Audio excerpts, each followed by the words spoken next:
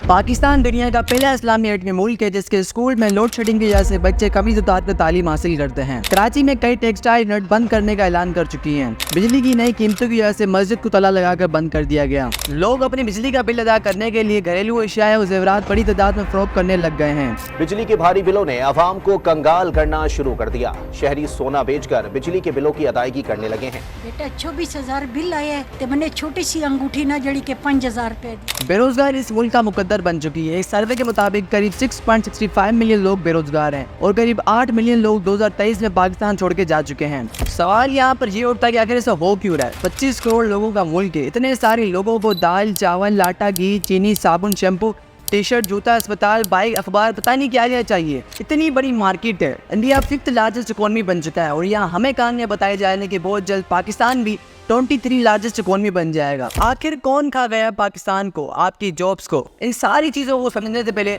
हमें पाकिस्तान को तबाह करने वाली असली जड़ को समझना होगा। मुल्की खजाने पर बोझ बनने वाला इदारा रोयते हिलाल कमेटी, जिसका काम सिर्फ चांद देखना है, जिसके लिए 2.6 मिलियन रुपए खर्च किए जाते हैं, जो कि एक बहुत बड़ी अमाउंट है। हमारी तबाही का राज 90,000 सब स्प्लिट गाड़ियाँ, 220 अरब का मुफ्त पेट्रोल, 550 अरब की मुफ्त बिजली।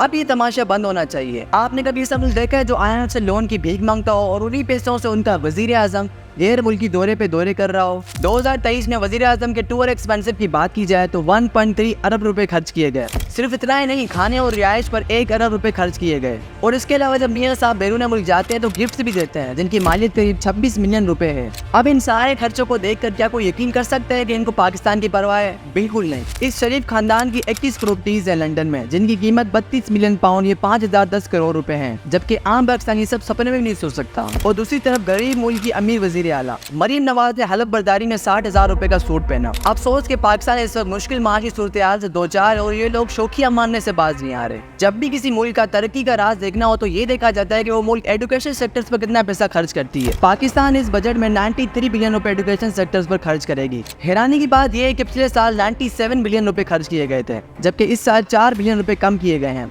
ये अजूबा सिर्फ पाकिस्तान में ही होता है। लोन का इंटरेस्ट पेमेंट करने के बाद पाकिस्तान की इकोनॉमी का जो सबसे बड़ा हिस्सा है वो डिफेंस में जाता है। इस साल 2122 बिलियन रुपए डिफेंस के लिए रखे गए हैं, जबकि पिछले साल 1804 बिलियन रुपए रखे गए थे। हमें एक अलग ही तरीके से लुटाया गया है। PIA पाकिस्तान इंटरनेशनल एयरलाइन, उसका एक सीनियर ऑफिसर था, वो यूरोप में जाके प्लेन ही बेच आया। तो मतलब जितने भी डिपार्टमेंट है, जितने भी पाकिस्तानी अवाम है, हमें हर तरफ से लूटा जा रहा है। पाकिस्तान की जो करंट सिचुएशन है वो लोन या एड से नहीं सुधरने वाली। जब लॉन्ग रन में पाकिस्तान की सिचुएशन आर्मी सेट के जो चीजें सही हाथों में जाएंगी तभी सुधर पाएगी।